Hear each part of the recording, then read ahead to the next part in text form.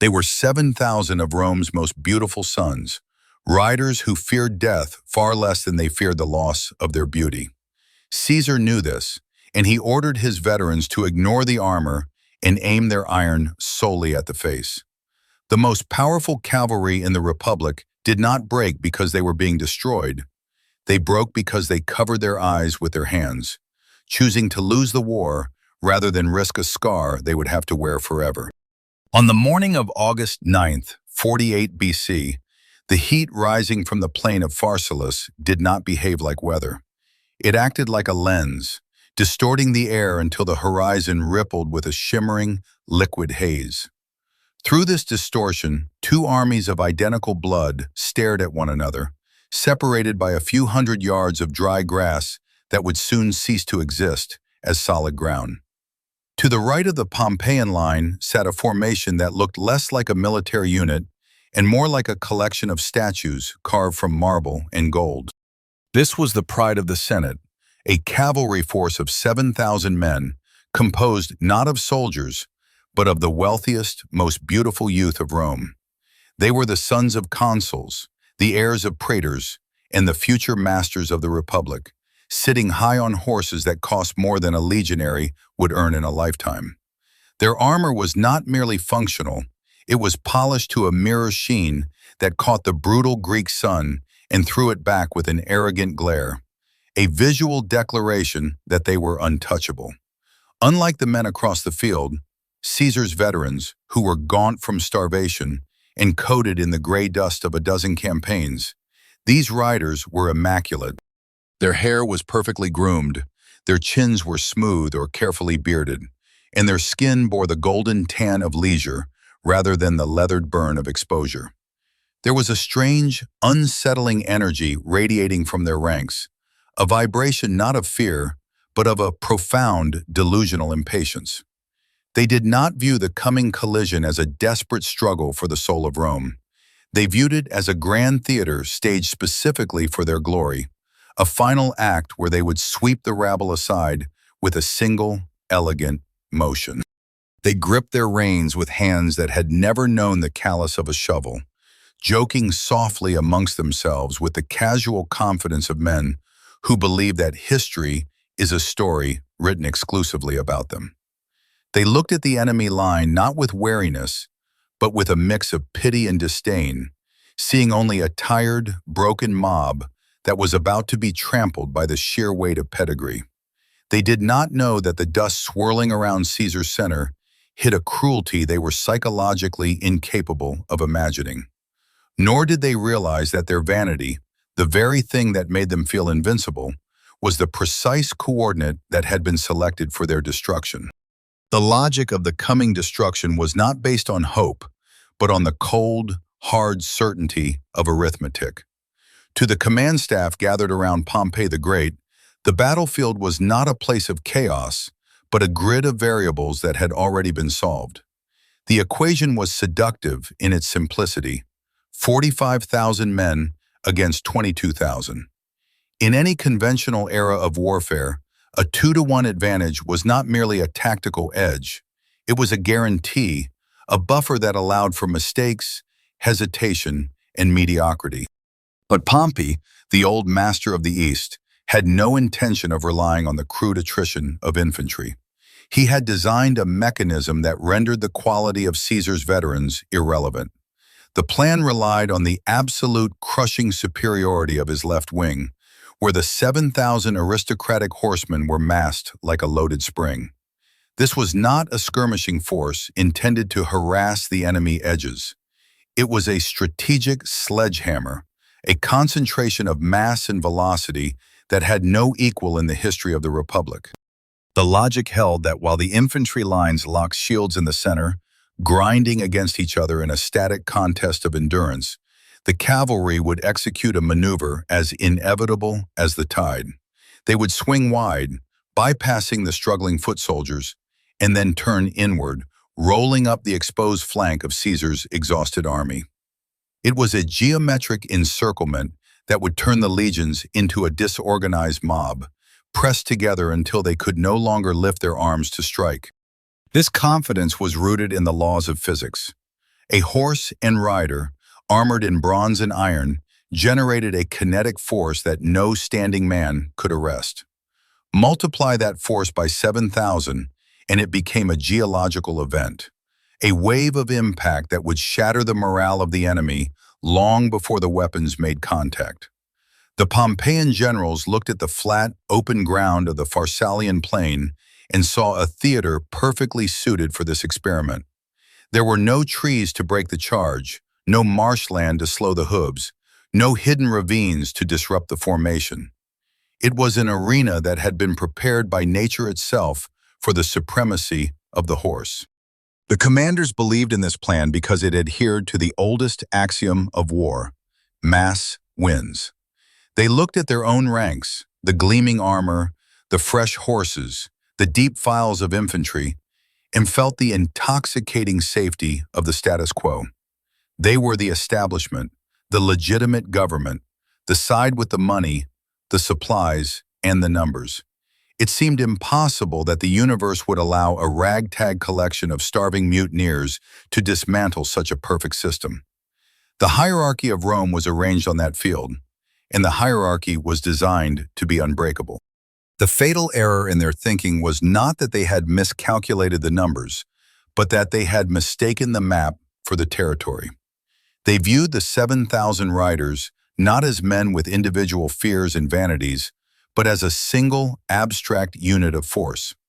In their minds, the cavalry was a weapon as reliable as a siege engine, a machine that would perform exactly as the manual dictated. They assumed that the sheer density of the formation would suppress any individual hesitation, that the collective momentum would override the instinct for self-preservation. They did not consider that a unit composed of the privileged and the powerful might possess a different psychological breaking point than a unit of common conscripts. They believed that because these young men were the elite of society, they would naturally be the elite of the battlefield. The plan required the cavalry to ride into the teeth of the enemy, to endure the friction of combat, and to maintain cohesion amidst the noise and the dust. It was a demand for discipline that assumed the riders were soldiers first and aristocrats second. The staff officers, blinded by the elegance of their own strategy, did not ask what would happen if the machine refused to work. They did not ask what would happen if the variable of human vanity was introduced into their perfect equation. They simply looked at the long, glittering line of horses and told themselves that the war was already won, that the afternoon would be nothing more than a procedural cleanup of a problem that had persisted for too long. The sun beat down on the plain, heating the armor of the waiting men, baking the certainty into their minds until it felt as solid as the earth beneath their feet. They were about to learn that in war, there is no such thing as a closed system, and that the most dangerous moment is always the second before the trap snaps shut. The movement of 7,000 horses began not as a charge, but as a geological shift, a low-frequency tremor that vibrated through the soles of the boots of every man standing on the plain. The command to advance rippled down the line, passed from the legates to the tribunes to the decurions, and the massive block of aristocratic cavalry lurched forward, shedding its static inertia for a slow, rolling trot. To the riders in the front ranks, the sensation was one of supreme, intoxicating power. They were the tip of a spear that was miles long, an accumulation of wealth and lineage that had been forged into a weapon of crushing impact. As the trot accelerated into a canter, the spacing between the horses began to compress, the riders instinctively pulling their knees in tight to accommodate the density of the formation. The air around them, previously stagnant and heavy with heat, began to move, whipped into a frenzy by the sheer displacement of the mass. This wind cooled the sweat on their faces and fluttered the plumes of their helmets, creating a sensory feedback loop that reinforced the illusion of a glorious cinematic victory.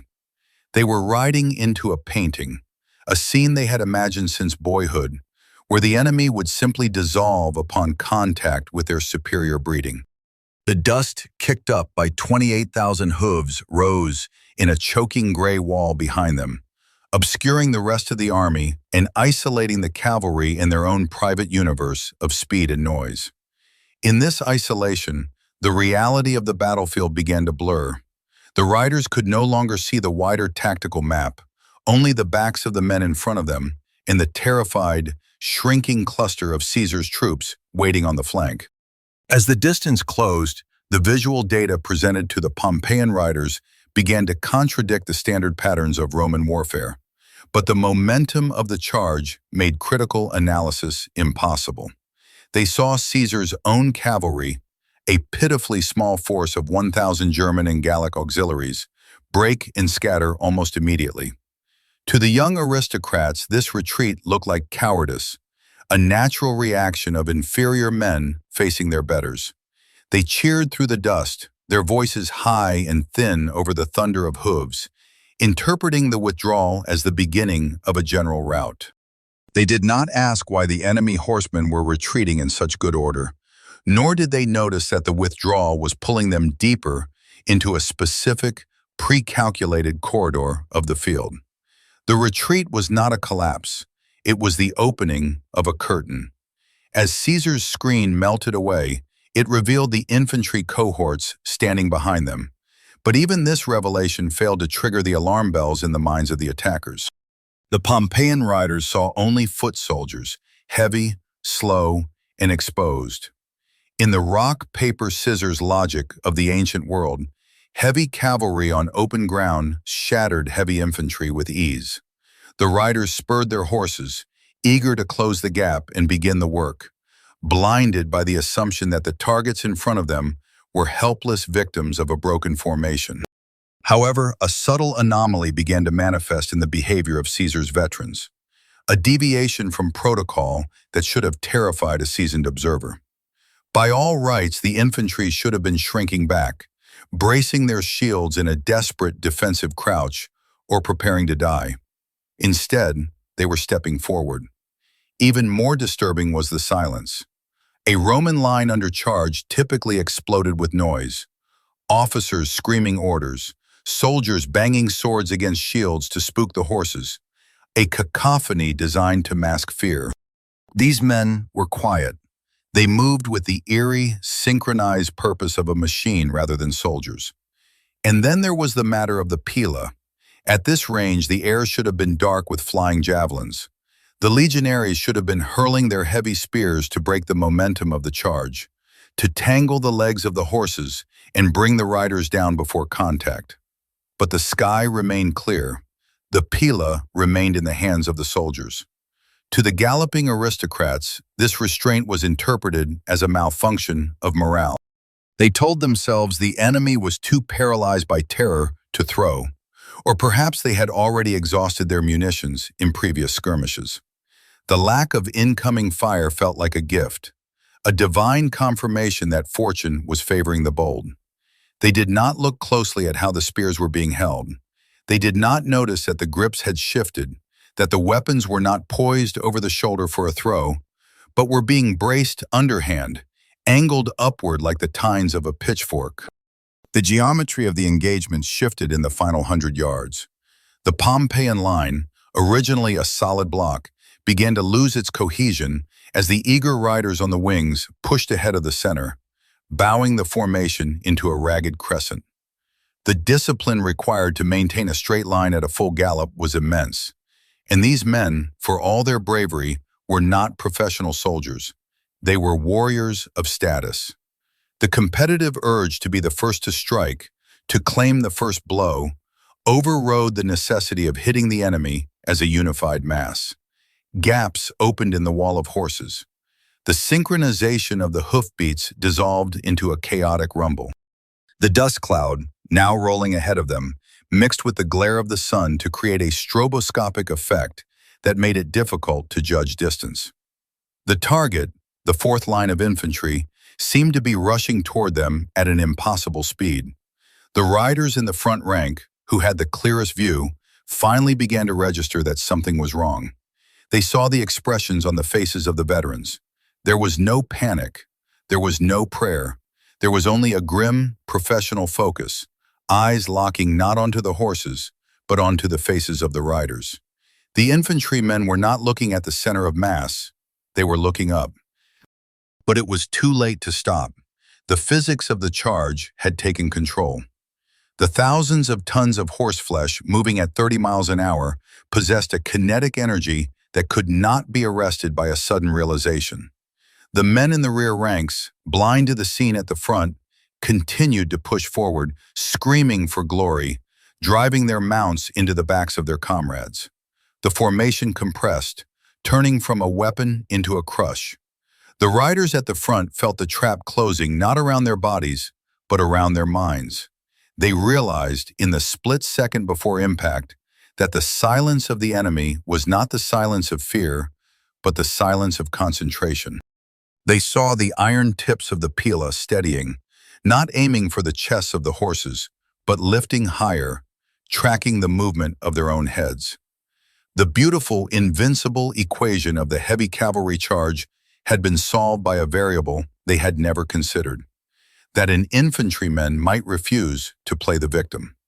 The warning signs, the retreat, the silence, the withheld javelins, finally coalesced into a terrifying understanding.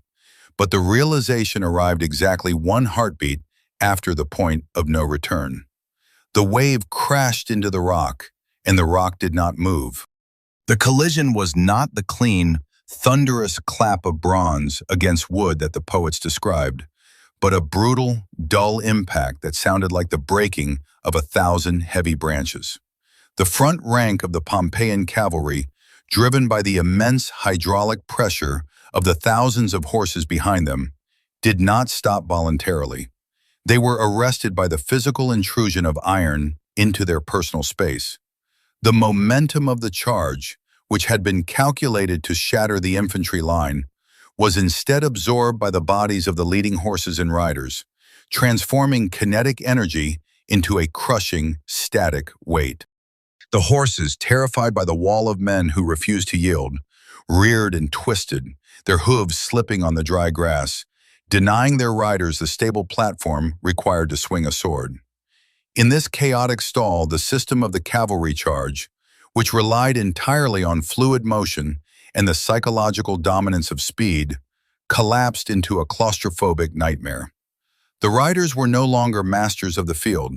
They were passengers on panic-stricken beasts, trapped in a gridlock of their own making, elevated just high enough to see the grim, upturned faces of the men who were about to dismantle them. The veterans of the fourth line did not fight with the frantic energy of desperate men. They worked with the rhythmic, cruel efficiency of laborers clearing brush. They did not crouch behind their shields or attempt to hamstring the horses. Instead, they stepped into the pockets of space between the rearing animals, driving their heavy pila upward with a specific, malicious intent. The target was not the chest, or the throat, or the belly, areas where a wound was a soldier's risk, but the face. The iron points sought the eyes, the mouths, the noses, and the cheeks. It was a violation of the unspoken contract of ancient warfare, which allowed for death, but implicitly promised that a man's identity would remain intact until the end. Here, that promise was shredded. The steel did not just kill, it erased. A thrust that shattered bone or scarred the visage was not merely a tactical injury, it was a permanent disfigurement of the self, a destruction of the beauty that these young aristocrats valued more than their lives. The violence was shockingly intimate. The infantrymen were close enough to smell the perfumed oil on the rider's skin, close enough to see the widening pupils of men who suddenly realized that their lineage offered no protection against the physics of a spear point. Panic began to radiate backward through the formation, transmitted not by words, but by the horrific visual data of the front line. The riders in the second and third ranks, pressing forward to join the fight, found themselves staring directly into a spectacle of grotesque ruin. They saw their cousins and brothers not falling gloriously, but clutching at faces that had been reduced to ruin, screaming in a register that was entirely unmartial. The sight of a man trying to cover his own features with his hands broke the psychological conditioning of the riders behind. The instinct to fight was instantly replaced by a primal, narcissistic instinct to preserve the face. Riders who should have been striking down at the infantry began to flinch, pulling their heads back, raising their shields not to protect their bodies, but to create a canopy over their eyes.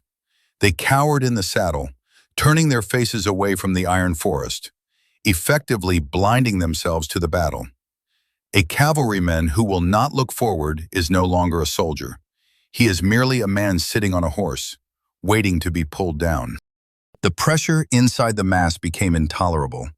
The rear ranks, still blind to the horror at the front, continued to shove forward, compressing the formation into a density that made maneuver impossible. The riders at the point of impact were crushed between the immovable object of Caesar's veterans and the irresistible force of their own reserves. There was no room to swing a sword, no room to turn a horse, no room to breathe. The air grew thick with the copper scent of the field and the sour reek of terror sweat, a miasma that choked the bravado out of the aristocracy. The screams of the maimed merged into a continuous, high-pitched drone that cut through the dust, a sound that signaled the total failure of the command structure. Officers shouted orders to regroup, to wheel about, to strike, but their voices were lost in the localized reality of the spear points. The hierarchy of the Roman legion, usually so rigid, dissolved into a frantic individualism where every man was suddenly alone in a crowd, fighting not for victory, but to keep his face from becoming a mask of ruin. The system was still technically functioning. The men were mounted, they were armed, they outnumbered the enemy, but the will to use that system had been surgically removed. The assault had stalled not because the horses could not move, but because the riders could no longer endure the visual cost of the engagement. They were trapped in a paradox where the only way to survive was to look at the enemy, but looking at the enemy meant risking the one thing they could not bear to lose. The collapse of the left wing was not a tactical retreat.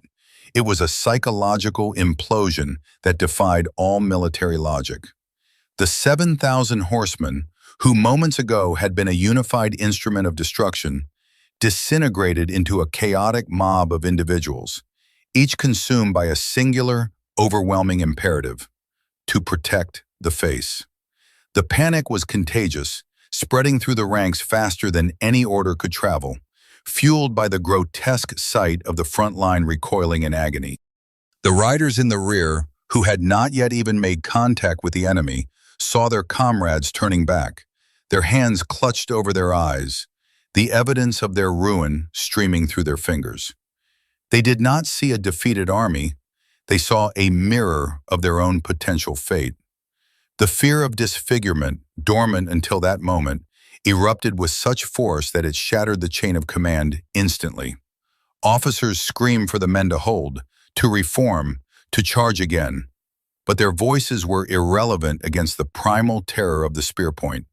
The authority of rank, of lineage, of the republic itself, evaporated in the face of a threat that targeted vanity rather than life. The great mass of horses began to wheel about, not in a disciplined maneuver, but in a frantic, stumbling surge to escape the zone of ruin. The density of the formation, once its greatest strength, now became its lethal flaw. There was no room to turn. Horses collided with horses, riders were crushed against the flanks of their neighbors, and men were thrown from their saddles to be trampled into the dust by their own kin. The backward pressure of the panic was so immense that it physically pushed the rear ranks off the field, forcing them up the slopes of the surrounding hills. They were not riding to a rally point. They were riding to anywhere that was not there. They galloped toward the high ground, toward the safety of distance, abandoning the infantry they were sworn to protect. It was a flight of pure, unadulterated shame, a rejection of duty in favor of preserving a reflection in a mirror. They covered their faces with their cloaks, with their shields, with their arms, riding blind in a desperate attempt to shield themselves from an enemy who was no longer even chasing them. Caesar's fourth line, seeing the backs of the aristocracy, did not pursue the fleeing horsemen. They knew the cavalry was broken, not in body, but in spirit. A man who runs to save his face will never turn back to fight.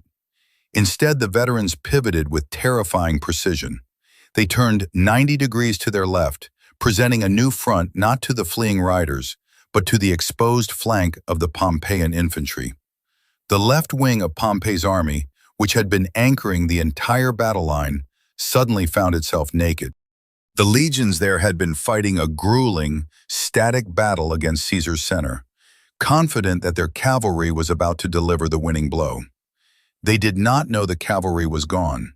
They did not know that the thunder of hooves they heard was the sound of their protection abandoning them. When they looked to their left, expecting to see the triumphant return of their own horsemen, they saw instead a wall of grim, dust-caked veterans marching into their open side. The impact was catastrophic. The fourth line crashed into the flank of the Pompeian infantry like a heavy axe splitting dry wood. The legionaries on the end of the line could not turn to face the new threat. They were locked in combat to their front, pinned by the pressure of the shield wall. They were cut down where they stood, struck in the side and back by men they could not even see. The panic that had broken the cavalry now infected the infantry, but here there was no open ground to flee into. The compression of the ranks became lethal. As the flank crumbled, the men pushed inward, seeking safety in the center of the formation, but this only tightened the noose. The files compressed until soldiers could no longer draw their swords, could no longer lift their shields. They were trapped in a crushing embrace of their own armor, suffocating in the dust and heat while the fourth line rolled them up like a carpet. The system of the legion, designed to withstand frontal assault, had no answer for an enemy who simply walked around the side and began to dismantle the machine, cog by cog. The discipline that kept them in formation now served only to keep them in place for the end. They died in rows, in files, in perfect order, because the mechanism of their survival had been turned against them by the cowardice of the men who were supposed to save them. The sun beat down on a field where the only thing moving was the steady, rhythmic advance of the fourth line, grinding the Republic into the dust, one step at a time. The rout of the cavalry left the flank of Pompey's army naked, and the fourth line, their spear tips dulled by the work on the aristocracy, pivoted to dismantle the exposed infantry. When Caesar walked the field hours later, stepping over the bodies of senators and knights, he did not look upon a glorious victory, but upon the wreckage of a generation. The sun was setting now, casting long, distorted shadows across the plain of Pharsalus, turning the mounds of the fallen into a dark, uneven topography. The silence that had settled over the battlefield was heavier than the roar of combat had ever been. It was a silence composed of 24,000 absences. The air still held the metallic tang of iron and the sour reek of fear, but the frenetic energy of the carnage had dissipated, leaving behind only the cold, administrative reality of the aftermath. Caesar moved slowly among the dead, his boots sinking into the softened earth. He was not inspecting the enemy, he was inspecting the corpse of the Republic. The men lying at his feet were not foreign barbarians or nameless conscripts. They were the sons of the oldest families in Rome, the heirs to names that have been carved into the marble of the Forum for centuries. He recognized faces in the dirt, men he had dined with, men he had debated in the Senate, men whose fathers had been his allies. Now they were nothing more than debris, their fine armor dented and dull, their bodies twisted in the final, ungraceful postures of the end. But it was the faces that told the true story of the day.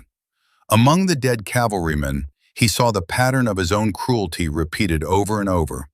Broken bone, marred visages, ruined features that had once been the envy of the city. These wounds were not the random accidents of war. They were the specific signatures of a strategy that had targeted the soul rather than the body.